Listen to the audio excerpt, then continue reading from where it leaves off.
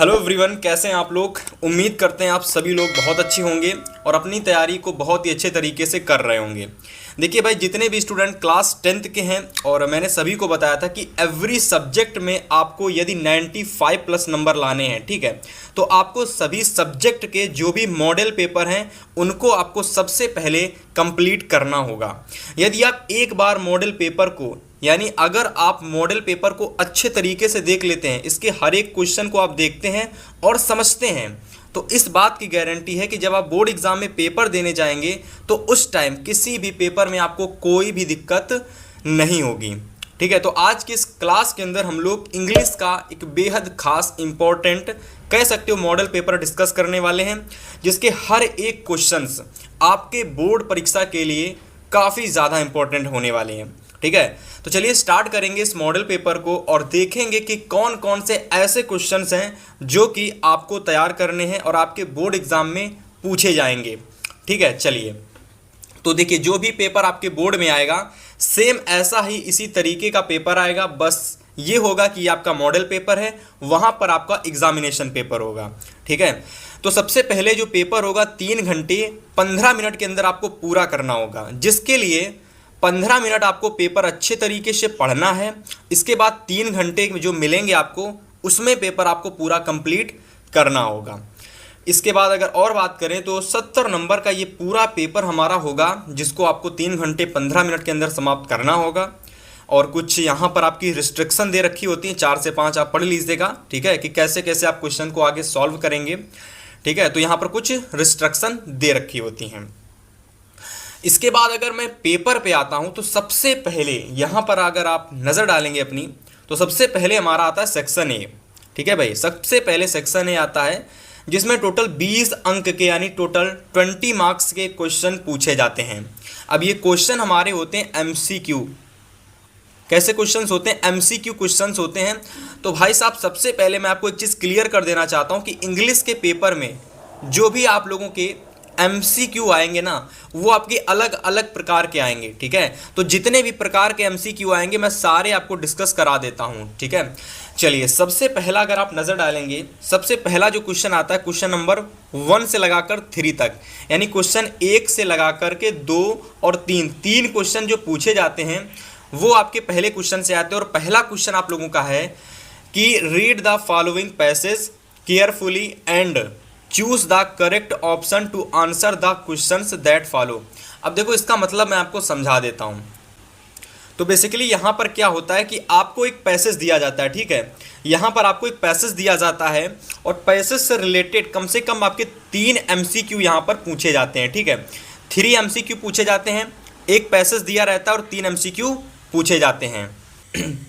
तो देखिए, पैसेज को आपको किस तरीके से सॉल्व करना है कि आप पैसेज पूरा सॉल्व करें और आपको पूरे नंबर मिले, तो उससे पहले आपको ये समझना है कि पैसेज आखिर में आता कैसा है। देखिए पैसेज यहाँ से आपका स्टार्ट होता है कि सुभाष, ठीक है, Subhash Chandra Bose was a great leader of India. His countryman called him Netaji because he had them on the right path. He was impressed many times, but he soon found out that more efforts। ठीक है, अब देखिए, ये आपने 2 से 3 लाइनें passage की पढ़ी हैं। इसके बाद अगर मैं बात करता हूं पैसेज में और भी लाइनें हैं। ठीक है, जैसे कि यहां आप देखिए पैसेज में क्या है कि पैसेज यहां तक आपका टोटल योर फ्रीडम तक आपका पैसेज है। ठीक है, अब आपको एक चीज़ ध्यान देनी है कि सबसे पहले आप जब भी कोई भी पैसेज आप सॉल्व करेंगे, ठीक है, तो पैसेज को सॉल्व करने से पहले क्या करना है, आपको सबसे पहले करना क्या है कि आपको जो क्वेश्चंस होते हैं ना उनको पढ़ना है। ठीक है, अगर आप एक बार क्वेश्चंस को पढ़ लेते हैं, इसके बाद क्वेश्चन के कुछ कीवर्ड्स आप ढूंढ लेते हैं, इसके बाद आपको पैसेज पर जाना है और वहाँ से उसके आंसर को आपको पता करना है। जैसे कि मैं अगर आपको समझाने का प्रयास करता हूँ तो देखिए, यहाँ पर पहला क्वेश्चन दे रखा है कि हु वाज सुभाष चंद्र बोस, यानी सुभाष चंद्र बोस कौन था। ठीक है, क्वेश्चन हमसे यही कहना चाह रहा है कि सुभाष चंद्र बोस कौन था। तो सबसे पहले यहाँ पर हमको क्या करना है, इस पैसेज को देखना है, पढ़ना है और फिर वहाँ पर हमको देखना है कि सुभाष चंद्र बोस कौन था। तो मान लीजिए मैंने पैसेज को पढ़ा और मुझको पता चला कि Subhash Chandra Bose was a great leader, मतलब कि सुभाष चंद्र बोस एक ग्रेट लीडर थे। ठीक है, क्वेश्चन में मैंने क्वेश्चंस को पढ़ा, क्वेश्चंस को पढ़ने के बाद मैंने क्या किया, मैं इस पैसेज पर गया और वहाँ से मुझे पता चला कि सुभाष चंद्र बोस एक ग्रेट लीडर थे। ठीक है, तो इस तरीके से इसका ऑप्शन नंबर जो फर्स्ट है वो बिल्कुल सही हो जाएगा, यानी कि सुभाष चंद्र बोस वो एक ग्रेट लीडर थे। कैसे पता चला, पहले क्वेश्चंस पढ़ा, क्वेश्चंस को पढ़ने के बाद मैं पैसेज पर गया और वहाँ से मैंने इस क्वेश्चंस का आंसर ढूंढ निकाला। ऐसे ही सेम सेकंड क्वेश्चन का और सेम थर्ड क्वेश्चन का आप आंसर ऐसे ही ज्ञात करेंगे। जैसे सेकंड क्वेश्चन है कि give me blood and I will give you freedom. ठीक है, कि give me blood and I will give you freedom. Who said this statement, who said this statement, मतलब कि ये जो स्टेटमेंट थी किसने कही थी कि give me blood and I will give you freedom, मतलब कि तुम मुझे खून दोगे तो मैं तुमको आज़ादी दूंगा। तो ये फ्रीडम किसने दिया था भाई, तो ये फ्रीडम यानी ये कथन जो था, ये स्टेटमेंट जो था वो किसने दिया था। जब आप एक बार पैसेज पर जाओगे ना तो आपको पता चलेगा। ठीक है, तो यहाँ पर जैसे कि अगर मैं पैसेज में देखता हूँ तो पैसेज आप पढ़ लेना एक बार, आपको सारी चीज़ें क्लियर हो जाएंगी। जो जो क्वेश्चन है उसके आंसर आपको पैसेज से ही मिल जाएंगे। ठीक है, फिलहाल मैं आपको जल्दी से बताने का कोशिश कर रहा हूँ। तो इसका राइट ऑप्शन भाई आपका क्या हो जाएगा, इसका राइट ऑप्शन हो जाएगा सुभाष चंद्र बोस। ठीक है, सुभाष चंद्र बोस इसका सही ऑप्शन हो जाएगा, यानी कि ये जो कथन था, ये जो स्टेटमेंट था वो सुभाष चंद्र बोस जी ने दिया था। इसके बाद तीसरा क्वेश्चन आपका पैसेज से है कि Indian National Army was organised by, मतलब कि इंडियन नेशनल आर्मी को कौन ऑर्गेनाइज्ड, किसके द्वारा ऑर्गेनाइज्ड की जाती थी, मतलब इसको लीड कौन करता था। तो इसका भी सही ऑप्शन आप लोगों को पैसेज में मिल जाएगा और मैं आपको इसका सही ऑप्शन बता देता हूं। तो इसका सही ऑप्शन आपका हो जाएगा सुभाष चंद्र बोस। ठीक है, तो ऑप्शन नंबर फर्स्ट जो है ये आपका बिल्कुल सही ऑप्शन हो जाएगा। यहाँ तक की चीज़ें क्लियर हो गई होंगी। उम्मीद करते हैं कि पैसेज का जो क्वेश्चन होता है वो क्वेश्चंस आपको कैसे सॉल्व करना है वो आपको क्लियर हो गया होगा।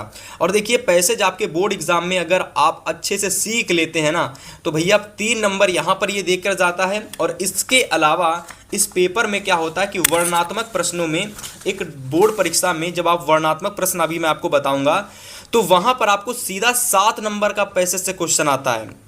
ठीक है, तो अगर मैं आपसे ये कहूँ कि पैसेज का जो क्वेश्चन होता है आपके बोर्ड एग्जाम में टोटल 10 मार्क्स का पूछा जाता है डिस्क्रिप्टिव और एमसीक्यू मिला करके, तो ये 10 नंबर आपको तभी क्लियर होंगे जब आप पैसेज को सॉल्व करना सीख जाएंगे। ठीक है, तो फिलहाल आते हैं अपने वापस टॉपिक पर कि आगे आपको कैसे क्वेश्चंस देखने को मिलेंगे।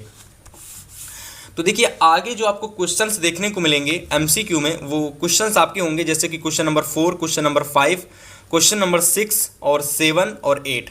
ठीक है, टोटल 4 से लगाकर 8 तक, यानी टोटल कह सकते हो कि टोटल 5 क्वेश्चन आपको देखने को मिलेंगे। और ये क्वेश्चन आपके होंगे ग्रामर के। ठीक है, कहाँ से होंगे, ग्रामर से। तो देखते हैं कि ग्रामर के कौन कौन से क्वेश्चन और किस किस तरीके के क्वेश्चंस आते हैं। तो देखिए सबसे पहला क्वेश्चन समझिए, पहला प्रश्न जो आता है आपके बोर्ड परीक्षा में वो पूछा जाता है पार्ट ऑफ स्पीच से। कहाँ से आता है भाई, तो पार्ट ऑफ स्पीच से क्वेश्चन आता है जिसमें आपका एडजेक्टिव, एडवर्ब, वर्ब और आपका प्रीपोजिशन अलग हो गया। ठीक है, एडजेक्टिव, एडवर्ब, वर्ब, ये सारी चीज़ें आपकी पार्ट ऑफ स्पीच से पूछी जाती हैं। और अगर मैं मेनली बात करूं तो सबसे ज़्यादा जो पार्ट ऑफ स्पीच से क्वेश्चन आता है वो आता है एडजेक्टिव से। ठीक है, तो एडजेक्टिव के कुछ क्वेश्चंस आपको तैयार कर लेने हैं और आपका पार्ट ऑफ स्पीच का 1 नंबर का क्वेश्चन क्लियर हो जाएगा। तो देखिए सबसे पहला क्वेश्चन आप लोगों का है कि the young boy run away, identify the adjective. अब देखिए यहाँ पर हमसे ये क्वेश्चंस ये कहना चाह रहा है कि the young boy run away, यानी कि जो एक कह सकते हो यंग लड़का है वो दौड़ रहा है। ठीक है, अब यहाँ पर आपको एडजेक्टिव फाइंड करना है कि यहाँ पर एडजेक्टिव क्या होता है। तो एडजेक्टिव क्या होता है, तो एडजेक्टिव यानी विशेषण, और विशेषण क्या होता है कि जो कर्ता की विशेषता बताता है वो हमारा एडजेक्टिव होता है। तो यहाँ पर अगर आप देखेंगे द यंग बॉय, लड़का कैसा है, यंग है, लड़का कैसा है, यंग है यानी जवान है। तो यंग यानी जवान यानी यही इसका विशेषण हो जाएगा। ठीक है, तो यहाँ पर अगर मैं बात करता हूँ कि आइडेंटिफाई द एडजेक्टिव, एडजेक्टिव यहाँ पर इस वाले क्वेश्चन में क्या होगा, तो वो आप लोगों का हो जाएगा ऑप्शन नंबर सी यानी यंग। इतनी चीज़ क्लियर हो गई। तो इस तरीके से देखिए पार्ट ऑफ स्पीच से जो क्वेश्चन आता है वो ऐसा पूछा जाता है। ठीक है, उम्मीद करते हैं सभी लोगों को क्लियर हो गया होगा। इसके बाद अगर हम सेकंड क्वेश्चन की बात करें, क्वेश्चन नंबर 5 की, तो 5 नंबर है कि he is helpful to me, he is a helpful to me, send send into future indefinite tense. ठीक है, इसको आपको सेंड नहीं करना, यहाँ पर होगा यहाँ पर आप लोगों का होगा कन्वर्ट, कन्वर्ट। ठीक है, तो बेसिकली ये आपका एक सेंटेंस दे रखा है, इसको हमको फ्यूचर इंडेफिनिट टेंस में परिवर्तित करना है। ठीक है, तो देखेंगे सबसे पहले फ्यूचर इंडेफिनिट टेंस की आप सभी लोगों को अगर नहीं पता, मैं आपको बता देता हूँ। फ्यूचर इंडेफिनिट टेंस की जो कह सकते हो कि हेल्पिंग वर्ब होती है वो होती है विल सेल। ठीक है, तो यहाँ पर फ्यूचर इंडेफिनिट टेंस की बात की जा रही है। ठीक है, तो अगर मैं बात करता हूँ तो यहाँ पर आप लोगों का ऑप्शन क्या हो जाएगा सही, तो फ्यूचर इंडेफिनिट टेंस यानी कि he will be helpful to me, तो ये वाला ऑप्शन आपका ऑप्शन नंबर सी बिल्कुल सही हो जाएगा। बाकी के ऑप्शन अगर आप देखेंगे तो आपके में हैज़ बीन दे रखा है तो ये बिल्कुल गलत हो जाएगा। इसके बाद अगर आप ऑप्शन नंबर फर्स्ट पर जाते हैं भाई, तो वहाँ पर आपका वाज दे रखा है और वाज आप लोगों का पास्ट में आता है, तो ये भी नहीं होगा। और ये आपका हेल्प्स आ रहा है, इसका मतलब ये प्रेजेंट में जा रहा है, तो इस वजह से ये वाला ऑप्शन भी हमारा सही नहीं होगा। तो अगर बात करते हैं फ्यूचर इंडेफिनिट टेंस की, तो फ्यूचर इंडेफिनिट टेंस में will shall, will be, shall be, will have been, shall have been. ठीक है, तो ये सारी चीज़ें आपके फ्यूचर में आती हैं, तो इस तरीके से ऑप्शन नंबर सी हमारा बिल्कुल सही ऑप्शन हो जाएगा। तो ऐसा भी क्वेश्चन आता है आपके एग्जाम में, ये क्वेश्चन दे देगा और आपसे कहेगा कि इस पर्टिकुलर क्वेश्चन को आप इस सेंटेंस में परिवर्तित कीजिएगा। आपको प्रेजेंट का दे देगा, पास्ट में पूछ देगा, पास्ट का दे देगा, प्रेजेंट में पूछ देगा, फ्यूचर का दे देगा, प्रेजेंट में पूछ देगा। तो बस आपको किसी क्वेश्चन को परिवर्तित करना आना चाहिए। ठीक है, तो इस तरीके का एक क्वेश्चन जरूर आएगा आपके एग्जाम में, तो इसको नोट जरूर से कर लीजिएगा। इसके बाद अगर मैं क्वेश्चन नंबर 6 की बात करता हूं, तो क्वेश्चन नंबर जो 6 आपसे कह रहा है, यहां पर हमसे यह कह रहा है क्वेश्चन कि रीअरेंज। रीअरेंज का मतलब होता है कि कुछ चीज़ें ऐसी दे रखी होती हैं जो इधर उधर दे रखी होती हैं, उनको हमको एक फॉर्मेट में लिख करके करना होता है। जैसे कि अगर मैं बात करूं कि आपने एक सेंटेंस बनाया जिसको आपने अलग अलग शब्द में वो दे रखा था, लेकिन आपको उसको आपने सही फॉर्म में कन्वर्ट किया, तो बेसिकली वो रीअरेंज होता है। ठीक है, तो जैसे कि यहाँ पर आपका एक क्वेश्चन दे दिया गया है कि पार्क है, माई हाउस है, इज है, देयर है, ए है और नियर है। तो पर्टिकुलरली 4 से 5 से 6 शब्द हैं, इनको आपको एक फॉर्मेट में लिखना है और आपको रीअरेंज करना है, और आपका जो सेंटेंस है वो सही फॉर्म में रीअरेंज होना चाहिए, तभी आपको एक नंबर मिलेगा। तो इस प्रश्न को हम लोग पंचुएशन भी बोलते हैं। पंचुएशन का एक दूसरे टाइप का क्वेश्चन आता है, हालांकि पंचुएशन के टाइप का ही क्वेश्चन आपका ये होता है, आप समझ सकते हो। फिलहाल अगर मैं इसको रीअरेंज करता हूं तो देखिए इसका सही ऑप्शन बनेगा आप लोगों का ऑप्शन नंबर सी। अभी मैं आपको सी ऑप्शन दिखाता हूं, देखिएगा। सी ऑप्शन है कि there is a park near my house. अब देखो इस क्वेश्चन की अगर आप बात करोगे ना, तो इस वाले क्वेश्चन में आपको सब्जेक्ट बिल्कुल सही जगह पर मिलेगा, प्लस इसके बाद जो हेल्पिंग वर्ब आती है वो भी आपको एकदम सही जगह पर मिलेगी। इसके बाद में प्लस में जो मेन वर्ब आती है वो भी आपको बिल्कुल सही जगह पर मिलेगी, और इसके बाद में जो ऑब्जेक्ट आता है और जो आपका अदर वर्ड आता है वो भी बिल्कुल सही जगह पर मिलेगा। यानी सारी चीज़ें बिल्कुल सही जगह पर अरेंज इस सेंटेंस में दे रखी हैं। इस वजह से there is a park near my house ये बिल्कुल सही ऑप्शन होगा। ठीक है, तो ऐसा एक क्वेश्चन आपके एग्जाम में ज़रूर आता है जो कि रीअरेंज से पूछा जाता है। जैसे कि यहाँ पर अगर मैं आपको बताऊं तो यहाँ पर चीज़ें जो आपकी अलग अलग दे रखी हैं, पर इन चीज़ों को आपको एक सेंटेंस के फॉर्मेट में ढालना है, रीअरेंज करके सही करना है, तो जाकर के एक नंबर आपको पूरा मिलेगा। ठीक है, तो इस क्वेश्चन को नोट कर लीजिए। इसके बाद अगला जो क्वेश्चन नंबर 7 आपका आएगा एग्जाम में, तो 7 नंबर प्रश्न पूछा जाता है प्रीपोजिशन से। ठीक है, प्रीपोजिशन से देखिए कैसा क्वेश्चन आता है। प्रीपोजिशन जिनको नहीं पता मैं आपको बता दूं, बहुत आसान क्वेश्चन होता है प्रीपोजिशन से। इसमें आपका ए होता है, एट होता है, इन होता है, ऑन होता है, दा होता है, बहुत सारी चीज़ें होती हैं बेसिकली जो कि एक सेंटेंस को आपस में जोड़ता है, वही प्रीपोजिशन होता है। तो what is time, what is time column है, फिर दे रखा है योर वॉच। अब आपको यहाँ पर यह बताना है कि व्हाट इज टाइम के बाद में, इस व्हाट इज टाइम के बाद में यहाँ पर जो खाली स्थान दे रखा है यहाँ पर क्या आएगा, इन आएगा कि एट आएगा कि ऑन आएगा कि बाई आएगा। ठीक है, तो बेसिकली अगर मैं बताऊं कि व्हाट इज टाइम आपकी घड़ी में कितना टाइम हुआ है, तो आप बताएंगे कि मेरी घड़ी में इतना टाइम हुआ है। अब आपने बीच में क्या कहा, में कहा ना कि मेरी घड़ी में, तो बेसिकली में की इंग्लिश क्या होती है, इन होती है कि नहीं होती है? आप कहेंगे बिल्कुल सर इंग्लिश होती है, बिल्कुल भैया इंग्लिश होती है। तो बस यही हमारा सही ऑप्शन हो जाएगा कि what is time in your watch. और प्रीपोजिशन से ऐसा प्रश्न 100% आ सकता है। तो इस प्रश्न को नोट कर लीजिए। अगले क्वेश्चन की बात करते हैं, क्वेश्चन नंबर 8 की। तो 8 नंबर क्वेश्चन है कि which of the following word is used is which miss spelled. मतलब कि इन 4 ऑप्शन में से एक ऐसा वर्ड है जो कि मिस स्पेल्ड दे रखा है। आपको बताना है कि वो कौन सा वर्ड है। जैसे कि अगर मैं बात करता हूं कि असिस्टेंट, ये वाली मीनिंग क्या गलत है, आपको बताना है। ऑनेस्ट, ये क्या मीनिंग गलत है, हॉनेस्ट नहीं होता है, ऑनेस्ट होता है। यच हमारा साइलेंट होता है, तो इस बात को आप याद रखना कि हॉनेस्ट को हम ऑनेस्ट बोलते हैं, ठीक है। तो ऑनेस्ट ये क्या गलत दे रखी है मीनिंग, या फिर कंट्री की मीनिंग गलत दे रखी है, या फिर अंग्री की मीनिंग गलत दे रखी है। तो आपको इसमें से ये बताना है कि इनमें से 4 ऑप्शन में से हमारा गलत ऑप्शन कौन सा है। असिस्टेंट की मीनिंग गलत है, कि ऑनेस्ट की मीनिंग गलत है, कि कंट्री की मीनिंग गलत है, कि हंगरी की मीनिंग गलत है। तो आपको बताना है कि कौन सी मीनिंग गलत दे रखी है, और उसी का मतलब होता है मिस स्पेल्ड। मतलब गलत मीनिंग को आपको ढूंढना है और उसको आपको टिक लगाना है, ठीक है। तो इस वाले क्वेश्चन को आप देखिए और इसका सही ऑप्शन आप हमें कमेंट करके बताइए, ठीक है। जितने भी स्टूडेंट वीडियो को देख रहे हैं सभी कमेंट करके बताएंगे, और देखते हैं फिर इसका सही ऑप्शन कौन बताता है। इसके बाद आगे क्वेश्चंस की बात करें तो आगे हमारे जो क्वेश्चंस हैं, जैसे कि अगर मैं बात करता हूं क्वेश्चन नंबर 9 से लगाकर क्वेश्चन नंबर 10 तक, दोनों क्वेश्चंस जो आपके आते हैं ये आपके एक पैसेज से पूछे जाते हैं। अब आप कहेंगे कि भाई जी फिर से एक पैसेज आ गया क्या, तो मैं कहूँगा बिल्कुल भाई, आपके बोर्ड एग्जाम में पैसेज से काफ़ी क्वेश्चंस आते हैं। लेकिन अगर मैं बात करता हूँ कि ये जो हमारा पैसेज आता है, ये पैसेज आपका प्रोज का पैसेज होता है। प्रोज मतलब क्या, प्रोज मतलब कि लेसन। लेसन मतलब क्या कि लेसन से कोई भी एक आपका स्टैंजा जो होता है वो उठा लिया जाता है और स्टैंजा से रिलेटेड 2 क्वेश्चन पूछ लिए जाते हैं, ठीक है। तो बेसिकली अगर मैं बात करता हूं तो यहाँ पर अगर आप देखोगे तो एक स्टैंजा किसी चैप्टर से लिया गया है, ठीक है। तो आपको पर्टिकुलर ये बताना है कि इस स्टैंजा में कैसे कैसे क्वेश्चन आते हैं। तो सबसे पहला प्रश्न है कि सी हियर रेफर्स टू।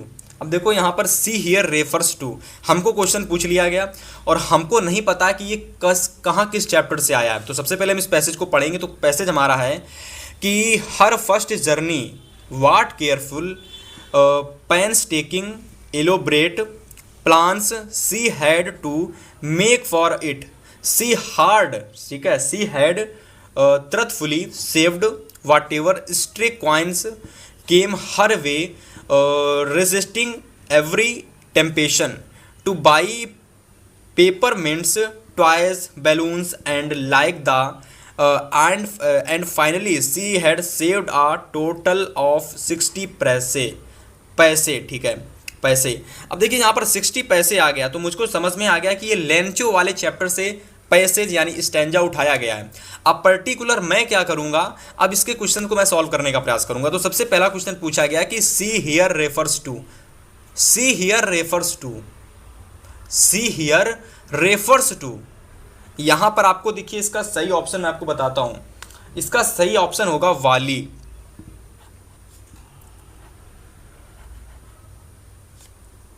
एक मिनट,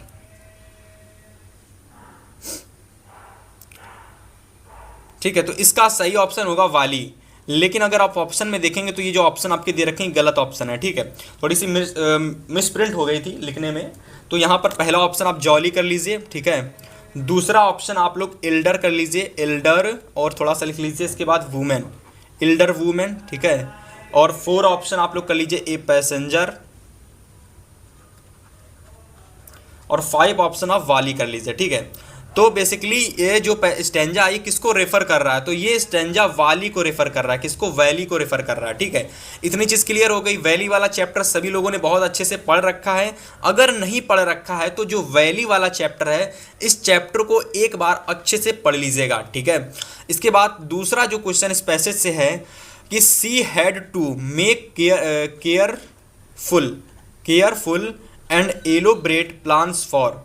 तो मतलब कि ये जो केयरफुल और इलैबोरेट प्लान्स जो किए गए हैं वो किसके लिए किए गए हैं, वो किस चीज़ के लिए किए गए हैं, तो वो एक जर्नी को सुंदर बनाने के लिए किए गए हैं। तो हर फर्स्ट जर्नी, एक पहली जर्नी को, पहली यात्रा को सुंदर बनाने के लिए ये सारे कार्य किए गए हैं। तो इस तरीके से ऑप्शन नंबर फर्स्ट इसका बिल्कुल सही ऑप्शन हो जाएगा। ठीक है, और इस तरीके से एक क्वेश्चन जो कि आपके पैसेज से आता है, लेकिन ये जो पैसेज होता है ये प्रोज से पूछा जाता है। प्रोज यानी कि लेसन से, लेसन में से कोई एक स्टैंजा उठा लिया जाता है और ये पर्टिकुलर एक स्टैंजा है, और इसी तरीके से जो इंपॉर्टेंट स्टैंजा हैं वो आपके बोर्ड एग्जाम में पूछे जाते हैं और उनसे रिलेटेड 2 क्वेश्चन पूछ लिए जाते हैं। अगर आपने एक बार स्टोरी अच्छे तरीके से चैप्टर की पढ़ रखी है, जो भी इंपॉर्टेंट चैप्टर हैं, तो फिर इस तरीके का क्वेश्चन आप इजीली सॉल्व कर पाएंगे। ठीक है, इसके बाद अगर मैं आगे क्वेश्चंस की बात करता हूं तो आगे देखिए 11 नंबर क्वेश्चन है, 12 नंबर क्वेश्चन होगा, ठीक है, और 13 नंबर क्वेश्चन, यानी टोटल 3 क्वेश्चन पूछे गए हैं। और देखेंगे सबसे पहला प्रश्न जो हमारा है वो क्या कह रहा है। तो सबसे पहला प्रश्न हमसे कह रहा है कि क्वेश्चन नंबर 11 कि the post master was a amiable fellow. अब देखिए यहाँ पर कॉलम है तो यहाँ पर क्या होगा वो आपको भरना पड़ेगा, लेकिन इसके ऑप्शन देखेंगे और बताएंगे कि भाई यहाँ पर क्या भरना पड़ेगा। तो यहाँ पर देखिए 4 ऑप्शन आपको दे रखे हैं। ठीक है, इन 4 ऑप्शन में से आपको कोई एक ऑप्शन सही करके भरना पड़ेगा। ठीक है, अगर मैं बात करता हूँ the post master was a amiable fellow, amiable fellow के बीच में आपको क्या भरना है भाई, तो यहाँ पर आपको फेट भरना है। क्या भरना है? फेट भरना है। ठीक है, अब मैं एक चीज़ क्लियर कर देता हूँ सबसे पहले कि आप कहेंगे कि भाई जी ये जो क्वेश्चन हैं ये कहाँ से आए हैं। ठीक है, तो हर चीज़ नोट करते हुए चलिएगा।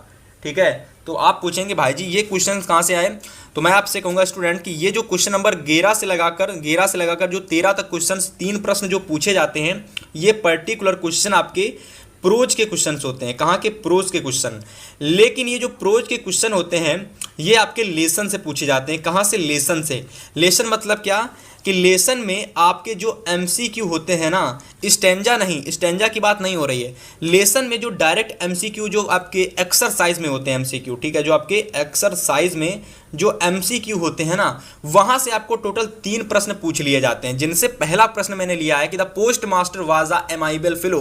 तो बेसिकली यहाँ पर आप फेट भर देंगे, इसका फेट ऑप्शन बिल्कुल सही हो जाएगा।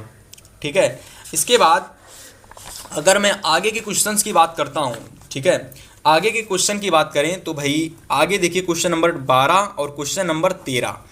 तो 12 नंबर क्वेश्चन कह रहा है कि Lencho wrote to God, Lencho wrote to God, Lencho wrote to God. वैसे तो अगर मैं बात करूं तो Lencho wrote a letter to God होगा, बट यहाँ पर दे रखा है Lencho wrote to God. Lencho ने गॉड के लिए क्या लिखा था, तो लेंचो ने गॉड के लिए एक लेटर लिखा था, यानी एक पत्र लिखा था। If you don't help me my family and I will go, column है, फिर दिस ईयर दे रखा है। बेसिकली अगर मैं ईयर की मीनिंग सही कर देता हूँ, ठीक है, तो Lencho wrote to letter, Lencho wrote a letter to God if you don't help me my family and I will go this year. ठीक है, तो बेसिकली आई विल गो के बाद में इस कॉलम में आपको क्या चीज़ पुट करनी है उसकी बात कर रहा है। ठीक है, तो Lencho wrote a letter to God if don't help me my family and I will go, ठीक है, और कॉलम है और फिर दिस ईयर दे रखा है।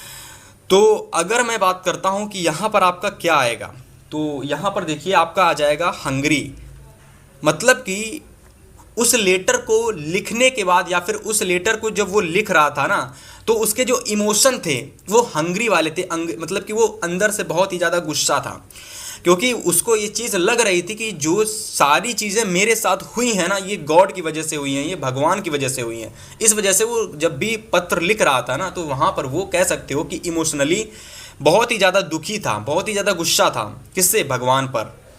ठीक है, तो इस तरीके से क्वेश्चन नंबर 12 का हंगरी ऑप्शन बिल्कुल सही हो जाएगा। इसके बाद क्वेश्चन नंबर 13 कह रहा कि डेमोक्रेसी इलेक्शंस, ठीक है, where held south Africa in Mandela become the first president of a new nation. ठीक है, अब देखिए जब इस क्वेश्चन को आप पढ़ेंगे ना, तो अगर मैं इसको सिंपल भाषा में बताऊं तो जो आपकी मंडेला थे वो पहली बार प्रेसिडेंट कब बने थे साउथ अफ्रीका के, तो इसका सही ऑप्शन एक याद कर लीजिए 1994, यानी वर्ष 1994 में जो मंडेला थे वो साउथ अफ्रीका के पहले प्रेसिडेंट नियुक्त किए गए थे। तो इस वजह से ऑप्शन नंबर जो हमारा 1994 है बिल्कुल सही हो जाएगा। और इस तरीके से जो पैसेज से जो लेसन से जो 3 क्वेश्चंस आते हैं ना वो आपके कंप्लीट हो जाएंगे। इसके बाद आगे क्वेश्चन नंबर 14 से लगा करके क्वेश्चन नंबर 15 तक ये जो क्वेश्चन होते हैं ना, क्वेश्चन नंबर 2 यानी 14 15 यानी टोटल 2 क्वेश्चन जो आपके होते हैं, ये दोनों ही जो आपके क्वेश्चन है ना ये आपके एक पैसेज से पूछे जाते हैं। आप कहेंगे फिर से पैसेज, तो बेसिकली ये जो आपका पैसेज है ना ये आपका एक स्टैंजा है, और ये स्टैंजा लिया गया है पोएट्री से। कहाँ से? पोएट्री से लिया गया है। तो इस चीज़ को सभी स्टूडेंट बहुत अच्छे से ध्यान रखेंगे कि एक तो अनसीन पैसेज आता है, और दूसरा हमारा प्रोज से पैसेज पूछा जाता है, तीसरा हमारा पोएट्री से एक स्टैंजा आता है। तो ये सारी चीज़ें आपको अपने माइंड में एक बार अच्छे से फीड कर लेनी है, ठीक है। तो पोएट्री का देखिए 4 लाइनों का स्टैंजा है, इसको आप पढ़ लेना, और पढ़ने के बाद आप ये चीज़ सोचना कि ये स्टैंजा हमारा किस चैप्टर से आया है, ठीक है, और इसकी स्टोरी क्या थी। तो इसमें 2 क्वेश्चन आते हैं, क्वेश्चन 14 और 15। तो पहला प्रश्न पूछा गया कि फ्रॉम विच पोयम हैव देज लाइन्स बीन टेकन, मतलब ये जो 4 लाइनें आपकी दे रखी हैं ये पर्टिकुलर 4 लाइनें किस चैप्टर से ली गई हैं, है ना। Which poem has with then line taken, मतलब ये 4 लाइन किस पोयम से ली गई हैं, ठीक है। तो आपको यह बताना है। तो सबसे पहले इसके जो ये ऑप्शन ये गलत दे रखे हैं मैं आपको पहले ही क्लियर कर देता हूँ। इसके सही ऑप्शन होंगे, पहला ऑप्शन डस्ट ऑफ स्नो कर लीजिए, डस्ट ऑफ स्नो कर लीजिए। दूसरा ऑप्शन आप लोग फायर एंड आइस कर लीजिए, फायर एंड आइस।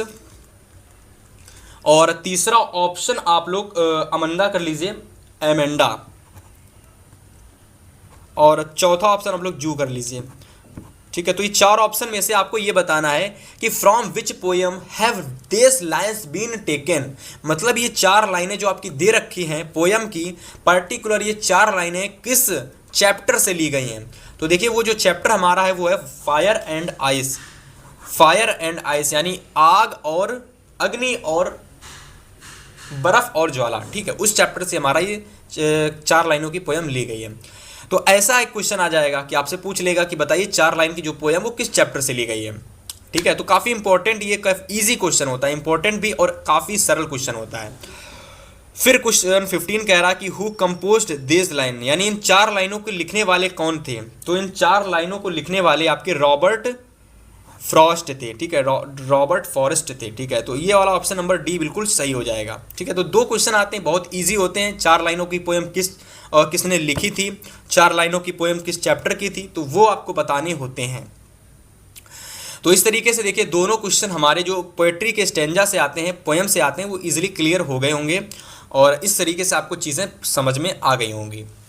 अब चलिए यहाँ के बाद में जो क्वेश्चन नंबर 16 से लगाकर जो क्वेश्चन नंबर 20 तक प्रश्न पूछे जाते हैं, टोटल 5 आते हैं। कितने? 5 आते हैं। अब ये जो प्रश्न आते हैं बेसिकली ये हमारे सप्लीमेंट्री से आते हैं, ठीक है, ये सप्लीमेंट्री से आते हैं। और सप्लीमेंट्री के 5 क्वेश्चन, ठीक है, ये लेसन से आते हैं। लेसन मतलब कि एक्सरसाइज के लेसन से आते हैं। जैसे कि प्रोज के लेसन से एक्सरसाइज से क्वेश्चन आए थे ना 3, वैसे ही सप्लीमेंट्री से 3 नहीं 5 क्वेश्चन एक्सरसाइज से पूछे जाते हैं। तो सबसे पहला प्रश्न है कि भोली वाज द डॉटर ऑफ, तो भोली किसकी डॉटर थी? तो बहुत आसान क्वेश्चन है ये, और वो रामलाल की पुत्री थी, ठीक है। भोली किसकी डॉटर थी? रामलाल। रामलाल कौन था? तो रामलाल एक नंबरदार था, ठीक है, नंबरदार, ठीक है। तो ये चीज़ आपको क्लियर हो गई होगी। तो ऑप्शन एक बार दिखाते हैं और आपको बताते हैं कि कौन सा सही होगा। तो ऑप्शन दे रखा है कि कलेक्टर रामलाल, ठीक है, तहसीलदार रामलाल, इंस्पेक्टर रामलाल, या फिर नंबरदार रामलाल। तो ऑप्शन नंबर जो लास्ट है, ऑप्शन नंबर जो लास्ट है डी है, ये बिल्कुल आपका सही ऑप्शन हो जाएगा, ठीक है। तो इसको आप बिल्कुल सही से एकदम अच्छे तरीके से सही टिक लगा लेंगे। इसके बाद 17 नंबर प्रश्न है कि क्वेश्चन कह रहा है कि मिमी लॉजिल सफ़र्ड फ्रॉम, तो मिमी लॉजिल थी वो किस चीज़ से कह सकते हो कि जूझ रही थी, ठीक है, वो किस चीज़ से जूझ रही थी। आपकी जो MME यानी कि मिसेस लॉजल या फिर मिमी लॉजल थी वो किस चीज़ से सफ़र्ड कर रही थी, किस चीज़ से वो गुजर रही थी। तो यहाँ पर देखिए सबसे पहला ऑप्शन आपका दे रखा है कि the poverty of her apartment, वो अपनी गरीबी से जूझ रही थी। द सेबली वॉल्स, वो सेबली वॉल से जूझ रही थी। द वॉर्न चेयर्स, अपनी ख़राब कंडीशन से जूझ रही थी। तो बेसिकली अगर मैं मिमी लॉजल की बात करता हूँ ना, तो वो तीनों ही कंडीशन से कैसे गुजर रही थी। उनकी घर की कंडीशन बहुत ज़्यादा ख़राब थी, है ना। एक घटना उनके साथ हो गई थी, आप लोगों को नहीं पता, मैं आपको बता देता हूँ कि उन्होंने अपनी फ्रेंड का एक हार लिया था, एक गहना लिया था, नेकलेस लिया था, और वो नेकलेस वो खो देती हैं। फिर बाद में उनको ये पता चलता है कि ये जो नेकलेस था ये ओरिजिनल नहीं था, ये नकली नेकलेस था जो उन्होंने अपने फ्रेंड से लिया था, और उस चीज़ की चिंता उनको काफ़ी सालों से थी। तो बेसिकली वो चीज़, वो नेकलेस उनको नया ला करके देती, तो उस चीज़ से वो काफ़ी ज़्यादा उनकी कंडीशन ख़राब हो जाती है। तो बेसिकली ये तीनों के तीनों ऑप्शन सही हैं। इस वजह से ऑप्शन नंबर, अगर मैं डी की बात करता हूँ कि all A B and C correct, तो ये बिल्कुल सही ऑप्शन हो जाएगा। चलिए अगले क्वेश्चन नंबर 18 और 19 और 20 की बात करें तो क्वेश्चन नंबर 18 कह रहा है कि writer of the lesson the making of a scientist is, यानी कि the making of a scientist is, ये जो हमारा लेसन है ना, इस लेसन को लिखने वाले कौन थे। ठीक है, तो इस लेसन को लिखने वाले कौन थे। क्वेश्चन नंबर 18 का सही ऑप्शन हो जाएगा रॉबर्ट डब्ल्यू पीटरसन। तो इस पूरे चैप्टर को जो लिखने वाले थे वो रॉबर्ट डब्ल्यू पीटरसन थे। ठीक है, इसके बाद अगर मैं क्वेश्चन नंबर 19 की बात करता हूं तो क्वेश्चन 19 कह रहा है कि व्हेन द टीथ अवाक the next morning he found. देखो सबसे पहले तीत नहीं होगा यहाँ पर तीत की जगह होगा आपका थीफ, तीत की जगह होगा थीफ। ठीक है, यानी कि जो वो थीफ था, अब देखिए आपको चैप्टर नहीं पता तो थोड़ी सी स्टोरी मैं बता देता हूँ कि एक चोर होता है जो कि किसी के घर में रहता है। ठीक है, और जब वो चोर सुबह उठता है तो जिसके घर में रहता है, सुबह होने के बाद में वो जो जिसके घर में रहता था वो जो लड़का था, वो लड़का सुबह उठ के क्या कर रहा होता है, तो वो जो लड़का होता है वो होता है अनिल, और वो लड़का सुबह उठ करके चाय बना रहा होता है। ठीक है, तो ऑप्शन नंबर क्या हो जाएगा, Anil had made the T नहीं होगा, मेड द टी होगा। ठीक है, तो यहाँ पर देखिए the when the thief awoke the next morning he found, जब चोर सुबह उठा तो उसने अनिल को कहाँ देखा, तो सुबह उठते ही जो चोर था उसने देखा कि जो अनिल था वो चाय बना रहा था। ठीक है, तो इस तरीके से 19 नंबर क्वेश्चन का सही ऑप्शन हो जाएगा कि Anil had made the T, यानी अनिल जो था वो दूसरी सुबह, यानी सोने के बाद जब चोर उठा तो उसने यह देखा कि अनिल सुबह सुबह चाय बना रहा है। ठीक है, जो कि वो हर बार नहीं करता था। इसके बाद क्वेश्चन नंबर 20 यानी कि 20 नंबर क्वेश्चन कह रहा है कि Tricki would take care a meal at any hour because his only fault was greed. तो ये वाला ऑप्शन इसका बिल्कुल सही हो जाएगा। और इस तरीके से देखिए कि आपको मैंने बता दिए हैं टोटल 5 क्वेश्चन। ठीक है, वो भी सप्लीमेंट्री के, और बता दिए हैं टोटल 20 क्वेश्चन जो कि पूरे आपके इंग्लिश में पूछे जाते हैं। हर एक क्वेश्चन मैंने डिस्कस किया कि कहाँ कहाँ से कैसे कैसे टॉपिक से कैसा कैसा क्वेश्चन आता है, और उम्मीद करते हैं कि अगर आप लोगों ने MCQ के हर एक चीज़ को एनालिसिस किया है, जो मैंने आपकी एनालिसिस कराई है, चीज़ें कराई हैं, उनको अगर आपने अच्छे से देखा है, समझा है, और उम्मीद करते हैं कि ये चीज़ें अगर आप समझ जाएंगे ना तो ईजिली आप MCQ के क्वेश्चंस को बहुत आसानी से क्रैक कर पाएंगे। ठीक है, और हमारा तो टारगेट यही है कि आप MCQ में 20 आउट ऑफ 20 ला करके आएँ, क्योंकि सारी चीज़ें आपको बेहद अच्छे ढंग से क्लियर कराई जा रही हैं। तो उम्मीद करते हैं कि सारी चीज़ें आपको अच्छे से क्लियर हो भी रही होंगी। अब देखिए इसके बाद मैं आपको डिस्कस करता हूं कि 50 नंबर का जो डिस्क्रिप्टिव क्वेश्चन आता है उसमें कैसे आप 50 आउट ऑफ 50 कर सकते हैं। ठीक है, तो देखिए सबसे पहले तो आपको ये समझना पड़ेगा कि 50 नंबर का जो क्वेश्चन होता है वो आता कहाँ कहाँ से है, और जब आता कहाँ कहाँ से है तो उसे तैयार कैसे करना है, तो वो सारी चीज़ें देखिए। सबसे पहले देखिए पहला प्रश्न आता है स्टैंजा से। ठीक है, रीडिंग सेक्शन होता है। रीडिंग सेक्शन का मतलब होता है कि पढ़िए और क्वेश्चन सॉल्व करिए, पढ़िए और क्वेश्चन को सॉल्व करिए। तो देखिए सबसे पहले पढ़ना क्या है, तो हमको पढ़ना है एक पैसेज। बेसिकली अगर मैं बात करूं तो अनसीन पैसेज आपको पढ़ना है, एक ऐसा पैसेज जो कि आपने अभी तक नहीं पढ़ा है ना देखा है, तो उसको बोलते हैं अनसीन। जिसको हमने अभी तक कभी नहीं देखा है उसको अनसीन बोलते हैं। तो एक अनसीन पैसेज आता है, देख सकते हो जैसे कि ये कुछ लाइनें अनसीन पैसेज की हैं, और इसके बाद अगर मैं आगे और दिखाऊं तो कुछ लाइनें और हैं यहाँ पर, जैसे कि 4 लाइनें इधर हैं, 4-5 लाइनें उधर थी, तो टोटल लगभग 10 से 15 लाइनों का भी आता है अनसीन पैसेज। और अगर मैक्सिमम बताऊं तो ये तो हो गया मिनिमम, ये तो हो गया मिनिमम, ठीक है, कि भैया मिनिमम कितने लाइनों का अनसीन पैसेज आता है, तो 10 से 15 लाइनों का आता है। और अगर मैं बात करता हूँ कि भैया मैक्सिमम कितने लाइनों का अनसीन पैसेज आता है, तो फिर वो आप लोगों का कम से कम 1 से 2 पेज का भी अनसीन पैसेज पूछा जाता है। ऐसे कंडीशन में होता ये है कि अनसीन पैसेज को सॉल्व करने के लिए सबसे पहले क्या होता है कि जो भी क्वेश्चंस होते हैं उनको हमें पढ़ना होता है। अगर आप एक बार क्वेश्चंस को पढ़ते हैं, उनके कुछ कीवर्ड्स होते हैं, उसके कुछ कीवर्ड्स होते हैं, अगर आप उन कीवर्ड्स को ढूंढ लेते हैं, उन कीवर्ड्स को सबसे पहले आपको क्वेश्चंस में ढूंढना है और इसके बाद पैसेज में ढूंढना है, और फिर वहाँ से आपको क्वेश्चंस को उतार करके बना करके लिखना होता है, ठीक है। तो जैसे कि मैं बात करूँ पहले क्वेश्चंस की, तो पहला क्वेश्चन कह रहा है कि why was the shopkeeper surprised, ठीक है, जो शॉपकीपर था वो क्यों सरप्राइज्ड हो गया था, ठीक है। तो इस क्वेश्चन का ऑप्शन भी आंसर भी आपको इस पैसेज में मिलेगा। At this the shopkeeper was surprised, then the man said to him, if you had been in prison like me for no fault you would have done the same, ठीक है। तो देखिए आपको जो क्वेश्चंस होते हैं ना, उसके आंसर भी आपको पैसेज से देखने को मिल जाते हैं। जैसे सेकंड क्वेश्चन है कि वाई डिड द मैन से टू द शॉपकीपर, यानी जो आदमी था, यानी जो वो व्यक्ति था, जो मैन था, यानी जो आदमी था, उसने शॉपकीपर से क्या कहा था। तीसरा क्वेश्चन है कि find out a word in the passage which means jail. अब देखो 2 क्वेश्चन तो ऐसे होते हैं जो कि आपको आंसर के फॉर्म में लिखने पड़ते हैं, लगभग 1 से 2 लाइन, ठीक है, 1 से 2 लाइन, ठीक है। लेकिन 2 क्वेश्चन ऐसे आते हैं जो कि आपको मीनिंग वाले होते हैं। 2 क्वेश्चन ऐसे आते हैं जो मीनिंग वाले होते हैं, उसमें एक मीनिंग पूछ दी जाती है और आपसे कहेगा इस मीनिंग का अपोजिट बताइए, ठीक है, इस मीनिंग का अपोजिट बताइए, सिनोनिम्स बताइए, ठीक है, एंटोनिम्स बताइए, या फिर इस मीन का मतलब क्या होता है वो बताइए। वो मतलब आपका इस पैसेज में दे रखा होना चाहिए। जैसे क्वेश्चन पूछा गया है कि फाइंड आउट अ वर्ड, एक ऐसा वर्ड ढूंढिए पैसेज में जो कि जेल का मतलब कि जेल का अर्थ बताता हो, तो जेल का अर्थ बताता हो उस मीनिंग को ढूंढिए इस पैसेज में। तो आपको ढूंढना पड़ेगा भाई, ऐसा भी क्वेश्चन आता है। तीसरा 4 नंबर क्वेश्चन है कि फाइंड आउट अ वर्ड, एक वर्ड ढूंढिए पैसेज में अपोजिट हो सोल्ड का अपोजिट हो इस पैसेज में ढूंढिए उस वर्ड को, ठीक है। तो इस तरीके से 4 प्रश्न आते हैं। 2 क्वेश्चन तो डायरेक्ट 1 से 2 लाइनों के आते हैं जिनको ढूंढ करके आपको आंसर के फॉर्म में लिखना होता है।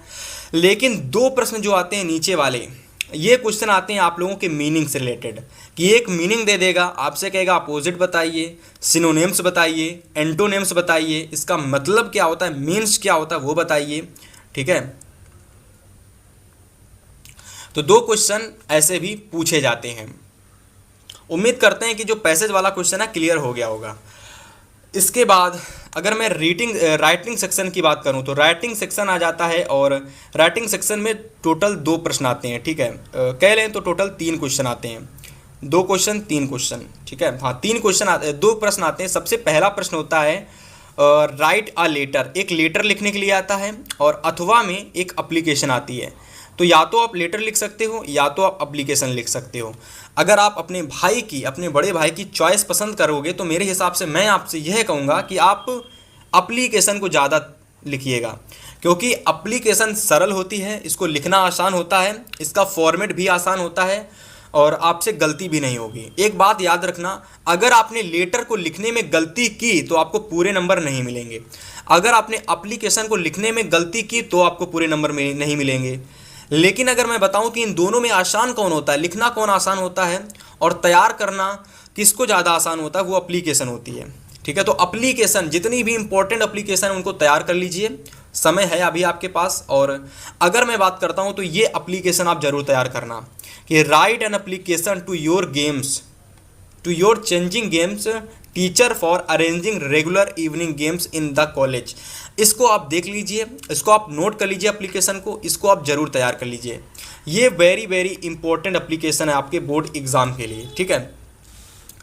इसके बाद तीसरा जो क्वेश्चन आता है, यानी अगला जो राइटिंग सेक्शन का क्वेश्चन होता है, वो पूछा जाता है आप लोगों से 3 तरीके से। आपको यहाँ पर आर्टिकल राइटिंग आ जाती है, ठीक है, रिपोर्ट राइटिंग आ जाती है, और आपका डिस्क्रिप्टिव पैराग्राफ आ जाता है, डिस्क्रिप्टिव पैराग्राफ। अगर मैं बात करता हूँ कि सबसे ज़्यादा आसान क्या होता है, तो मैं कहूँगा डिस्क्रिप्टिव पैराग्राफ। देखिए यहाँ पर डिस्क्रिप्टिव पैराग्राफ इसलिए आसान होता है क्योंकि ये सेम आप लोगों का एसे की तरह होता है। अब देखिए पहले 2020 से पहले आपका एसे ही पूछा जाता था, लेकिन लॉकडाउन के बाद में चीज़ें बदल गई और एसे जो था वो 3 चीज़ों में बदल गया, आर्टिकल राइटिंग, रिपोर्ट राइटिंग और डिस्क्रिप्टिव पैराग्राफ। और ये सारी चीज़ें सीबीएसई के अकॉर्डिंग हुई हैं। और पहले यूपी बोर्ड में केवल एसे पूछा जाता था और सीबीएसई बोर्ड में तीनों चीज़ें आती थी। तो इंग्लिश का जो पेपर पैटर्न है वो सीबीएसई के अकॉर्डिंग बदल गया है और इसी वजह से क्या है कि एसे की जगह आर्टिकल राइटिंग, रिपोर्ट राइटिंग और आपका डिस्क्रिप्टिव पैराग्राफ पूछा जाता है। तो अगर मैं बात करता हूं कि एसे की जगह आप डिस्क्रिप्टिव पैराग्राफ में कौन कौन से डिस्क्रिप्टिव पैराग्राफ तैयार करेंगे, तो उससे पहले मैं आपको बता दूं कि यहाँ पर देखिए एक डिस्क्रिप्टिव पैराग्राफ है कि एक पैराग्राफ आपको लिखना है, a visit to a historical place. आपको हिस्टोरिकल प्लेस पर 60 से 80 वर्ड के बीच में आपको क्या करना है, एक पैराग्राफ लिखना है। और वो पैराग्राफ आपको ये हिंट्स देकर तैयार करना है। जैसे इंट्रोडक्शन में आपको कुछ लिखना है, प्लेसेस ऑफ हिस्टोरिकल इम्पोर्टेंस आपको लिखना है और द हिस्टोरिकल बैकग्राउंड आपको लिखना है। ठीक है, तो ये 3 चीज़ें और कंक्लूजन लास्ट में आता है, तो वो भी आपको लिखना है।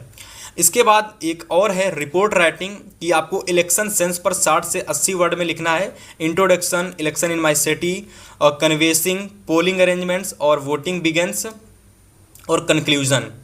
तो देखिए आप मेरे हिसाब से आप डिस्क्रिप्टिव पैराग्राफ इम्पोर्टेंट है, बहुत आसान है और पूरे नंबर मिलने के चांसेस सबसे ज़्यादा इसी में आपको हैं। ठीक है, आपको डिस्क्रिप्टिव पैराग्राफ 6 नंबर का आता है और लेटर एप्लीकेशन 4 नंबर की आती है, तो टोटल 10 नंबर का राइटिंग सेक्शन आता है। तो बहुत आसान होता है। 4 से 5 दिन अगर आप देंगे राइटिंग सेक्शन में 10 आउट ऑफ 10 आप स्कोर कर सकते हैं। ठीक है, तो इस चीज़ की आपको ध्यान देना है। उम्मीद करते हैं चीज़ें क्लियर हो गई होंगी। अब यहाँ पर अगर मैं बात करता हूँ तो इसके बाद आपका जो नेक्स्ट सेक्शन आता है ग्रामर सेक्शन होता है। अब ग्रामर सेक्शन में देखिए 4 प्रश्न आते हैं। पहला question A number, second question B number, third question C number, 4 question D number.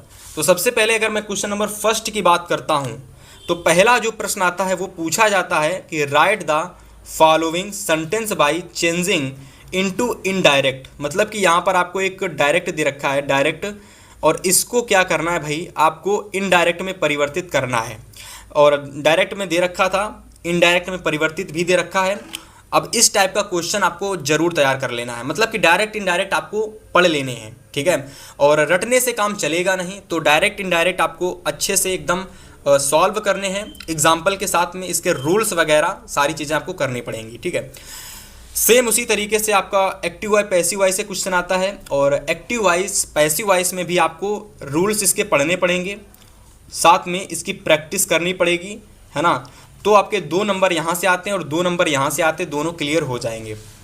इसके बाद पंचुएशन से 2 नंबर का क्वेश्चन आता है और पंचुएशन भी आप अगर एक बार अच्छे से पढ़ लेते हैं तो इसको आप लोग पैसिव वाइज और डायरेक्ट इनडायरेक्ट के कह सकते हो कंपैरिजन में आप इसको जल्दी सॉल्व कर पाएंगे और आसान भी होता है पंचुएशन। ठीक है, इसके बाद ट्रांसलेशन पूछा गया है 4 लाइनों का कि हमारा देश तेजी से उन्नति कर रहा है, यह एक प्रगतिशील देश है, जनसंख्या और बढ़ती कीमतें बड़ी समस्याएं हैं, यदि हम इन्हें नियमित कर लें तो हमारा देश महान बन सकता है। ठीक है, तो देखिए 4 लाइनों का यहाँ पर आप लोगों का ट्रांसलेशन है और बेहद सरल होता है, बहुत आसान होता है। अगर आप 5 से 6 बार, ठीक है, 5 से 6 बार डेली, कम से कम ये कह सकता हूँ 1 महीना, अगर आप लोग आज 1 महीना छोड़ो 10 दिन अगर आप डेली प्रैक्टिस कर लेते हो ट्रांसलेशन की, तो ट्रांसलेशन इजीली आप बोर्ड एग्जाम में करके आओगे और 4 आउट ऑफ 4 नंबर लेकर के आओगे। ठीक है, इसके बाद नेक्स्ट जो प्रश्न आता है ना वो आपका आता है लिटरेचर सेक्शन से। अब बेसिकली लिटरेचर सेक्शन की अगर मैं बात करता हूँ तो लिटरेचर सेक्शन में सभी लोगों को पता है कि भाई यहाँ पर लॉन्ग क्वेश्चन आते हैं प्लस शॉर्ट क्वेश्चन आते हैं। ठीक है, इसके बाद आपका पोयम आती है लिखने के लिए और आपका सेंट्रल आइडिया आता है। ठीक है, ये इतनी चीज़ें आपकी लिटरेचर सेक्शन में पूछी जाती हैं। तो देखिए लॉन्ग क्वेश्चन और शॉर्ट क्वेश्चन को कैसे तैयार करना है मैं आपको बता देता हूँ कि लॉन्ग और शॉर्ट क्वेश्चन के लिए सबसे पहले जो भी लेसन है ना, जो भी लेसन, उनकी आप स्टोरी एकदम अच्छे तरीके से तैयार कर लीजिए। जैसे कि अगर मैं बात करता हूँ कि लिटरेचर में प्रश्न कैसे कैसे आते, तो देखिए सबसे पहला क्वेश्चन है, क्वेश्चन 30 से 40 वर्ड में लिखना है, और सबसे पहले क्वेश्चन आता है प्रोज सेक्शन से। प्रोज सेक्शन से शॉर्ट आता है और इसके बाद फिर लॉन्ग आता है। तो सबसे पहले शॉर्ट ये पूछा गया है, क्वेश्चन है कि what does Anne Frank say about her father and grand mother. तो इस प्रश्न को नोट कर लीजिए कि मतलब कि जो एनी फ्रैंक थी वो डायरी में माता के बारे में और अपने पिता के बारे में क्या क्या चीज़ें लिखती थी। ठीक है, बहुत ही ज़्यादा इंपॉर्टेंट क्वेश्चन है और काफ़ी ज़्यादा आपके बोर्ड एग्जाम में ये बार बार पूछा गया है। ठीक है, इसके बाद अगर मैं आगे क्वेश्चंस की बात करता हूँ,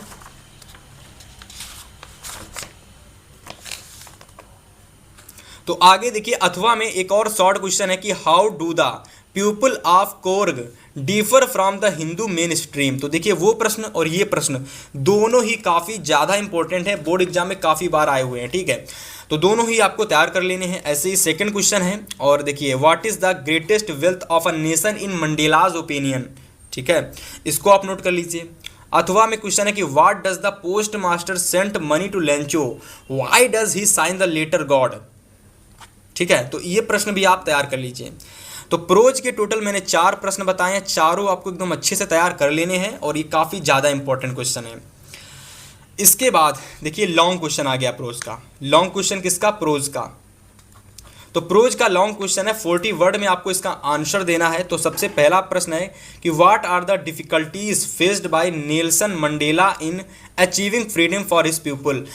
तो इस प्रश्न का मतलब मैं नहीं बताऊंगा, बस ये समझिए कि आप लोग इस प्रश्न को तैयार कर लीजिए। इस प्रश्न का मतलब यही है कि मंडेला अपने लोगों के लिए, अपने लोगों के हित के लिए, उनके जो हित की लड़ाई थी उनको पूरा करने के लिए उन्होंने कौन कौन सी चीज़ें कौन कौन सी डिफ़िकल्टीज़ उन्होंने फेस की थी। तो उस चीज़ का आंसर आपको इस क्वेश्चन में देना है, उस क्वेश्चन का आंसर आपको इसमें देना है। तो यहाँ पर आपका 60 वर्ड में है क्वेश्चन, लॉन्ग क्वेश्चन है, 4 नंबर मिलेंगे और 2 प्रश्न आते हैं। एक करना होता है एग्जाम में, लेकिन तैयार आपको दोनों करने हैं। ठीक है, what did any friend maintain a diary. Anne Frank अपनी डायरी को किस तरीके से मेंटेन करती थी। ठीक है, चलिए क्वेश्चन नंबर 7 में आपसे पूछा रहा है, एक क्वेश्चन दे दिया गया है ना, ये आपका एक क्वेश्चन है। अब ये क्वेश्चन लिया गया है पोएट्री से। ठीक है, जिसको आपको नहीं तैयार करना है। आपको तैयार क्या करना है पोएट्री में? आपको पोएट्री में तैयार करनी है पोयम। आपको 2 पोयम तैयार करनी है। एक पोयम जो आपकी स्टैंजा में आगे पूछी गई थी, वो पोयम अगर आपने तैयार की है और वही पोयम आ गई स्टैंजा में, तो वो आपको नहीं लिखनी है। ठीक है, दूसरी जो पोयम आपने तैयार की हुई थी ना, वो पोयम आपको फिर क्या करना है कि लिख करके आनी है। ठीक है, क्या कह रहा है कि राइट 4 लाइन एनी पोयम प्रीस्क्राइब्ड। ठीक है, pre subscribed in your syllabus. ठीक है, मतलब अपने पोयम जो लिखना है अपने सिलेबस की लिखना है, बाहरी कोई पोयम नहीं लिखनी है। इसके अलावा दूसरी रिस्ट्रिक्शन है कि do not copy the this lines given in the question paper, यानी वो 4 लाइन की पोयम जो आपके क्वेश्चन पेपर में दे रखी है वो पोयम आपको नहीं लिखनी है। जो पोयम आपने दूसरी तैयार की थी वो पोयम आपको लिखनी है। ठीक है, इसके बाद क्वेश्चन नंबर 8 आता है सेंट्रल आइडिया। सेंट्रल आइडिया देखिए ये 3 नंबर का आता है, बहुत आसान होता है। मैं आपसे कहूँगा ये 4 सेंट्रल आइडिया तैयार कर लीजिए, एक ना एक आपके बोर्ड एग्जाम में 101% गारंटी है पूछा ज़रूर जाएगा। ठीक है, इसके बाद क्वेश्चन फिर से शॉर्ट लॉन्ग स्टार्ट हो जाते हैं और यहाँ पर देखिए क्वेश्चन नंबर 9 में आपके शॉर्ट पूछे गए हैं और शॉर्ट क्वेश्चन जो ये हैं ये सप्लीमेंट्री से हैं। कहाँ से हैं? सप्लीमेंट्री से पूछे गए हैं। तो पहला प्रश्न है कि when did the tehsildar sahib come to Bholi's village. ठीक है, दूसरा क्वेश्चन है कि how did Mimi Lazelle look when she took part in the ball. 3 नंबर का क्वेश्चन है, 2 में से कोई भी एक क्वेश्चन करना है एग्जाम में, एग्जाम पेपर में, लेकिन तैयार आपको दोनों करने हैं, दोनों ही आपके बोर्ड परीक्षा लिए इंपॉर्टेंट हैं। इसके बाद देखिए ये लॉन्ग क्वेश्चन यहाँ से आ गए कि राइट आंसर एनी वन, केवल एक क्वेश्चन का आंसर दीजिए फॉलोइंग इन अबाउट 60 वर्ड, यानी कि टोटल 60 वर्ड्स में आपको क्वेश्चन का आंसर देना है। ठीक है, और 4 नंबर आपको मिल जाएंगे। सप्लीमेंट्री से क्वेश्चन है, लॉन्ग क्वेश्चन है, 60 वर्ड में लिखना है। तो देखेंगे सबसे पहले 2 प्रश्न कौन कौन से यहाँ पर आपके पूछे गए हैं। तो देखिए सबसे पहला प्रश्न है कि give a character sketch of Matilda. यानी मटिल्डा का कैरेक्टर स्केच लिखिए। और दूसरा प्रश्न है कि describe the role of Bholi's teacher in her life, यानी भोली जो थी उसके जीवन में उसकी टीचर का क्या महत्व था, उसका वर्णन आपको करना है। और इस तरीके से देखिए सप्लीमेंट्री में भी सारी चीज़ें हमने डिस्कस कर ली। और देखें तो पूरा पेपर आज की इस क्लास के अंदर हमने डिस्कस कर लिया। और लास्ट में मैं आपसे सिर्फ इतना कहना चाहूँगा कि पेपर को अगर आप एक बार अच्छे से पूरा देख लेते हैं ना, तो सारी चीज़ें आपको क्लियर हो जाएंगी। बस आपको करना ये है कि चीज़ों का आपको प्रैक्टिस करना है, ढूंढना है कि कौन कौन से चीज़ें हमारे बोर्ड एग्जाम के लिए इंपॉर्टेंट है, तैयार करनी है, बार बार तैयार करनी है, बार बार रिवीजन करना है, ठीक है। और आप इजीली 95+ इजीली ला सकते हो यार, बस चीज़ों का रिवीजन करना है, तैयार करना है और बार बार रिवीजन करना है, ठीक है। तो इस तरीके से आज की इस क्लास के अंदर हम लोगों ने डिस्कस किया इंग्लिश का बेहद खास इंपॉर्टेंट मॉडल पेपर। और इसी तरीके से हर एक सब्जेक्ट के इंपॉर्टेंट क्वेश्चन भी हम डिस्कस करेंगे, इंपॉर्टेंट टॉपिक भी डिस्कस करेंगे, लेकिन सबसे पहले हम डिस्कस कर रहे हैं मॉडल पेपर। तो आज की इस क्लास के अंदर ही इतना ही, मिलेंगे नेक्स्ट वीडियो में, तब तक के लिए गुड बाय।